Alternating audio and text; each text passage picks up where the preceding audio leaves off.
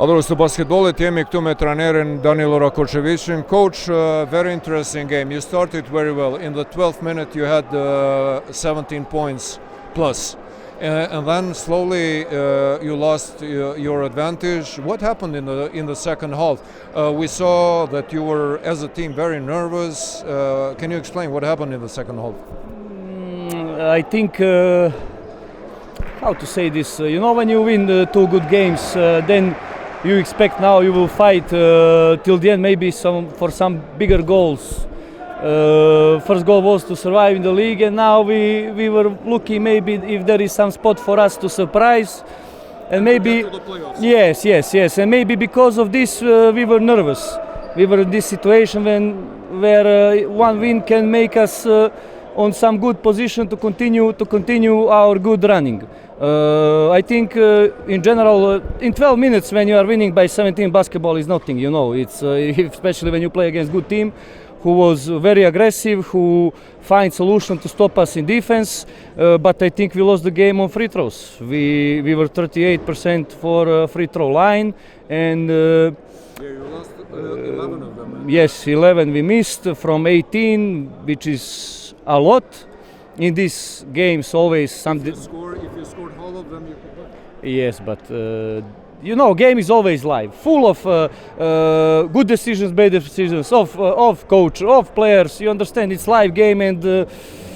Can I ask you? I saw that you have some kind of heated debate with Jetmir Zeciri, and you sent him off. What happened there? I'm making decisions, and if I make decision, I stay by my decision. And but what happened there? We saw some kind of tensions. What happened? Tensions. He needs to respect club, coach, and everybody. Thank you very much. And everything. Okay. Thank you. I'm there.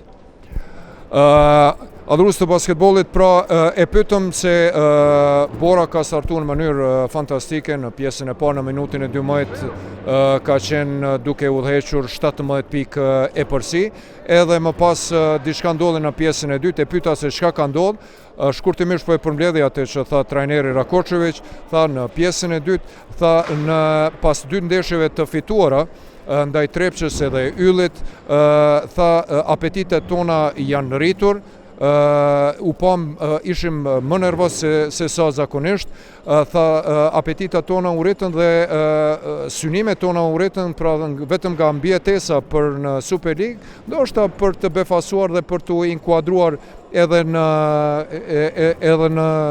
Super League. Trajneri Murat Bilge është duke më pritur. Coach, I'm translating, so you'll have to wait maybe for a second. No, you come, don't worry.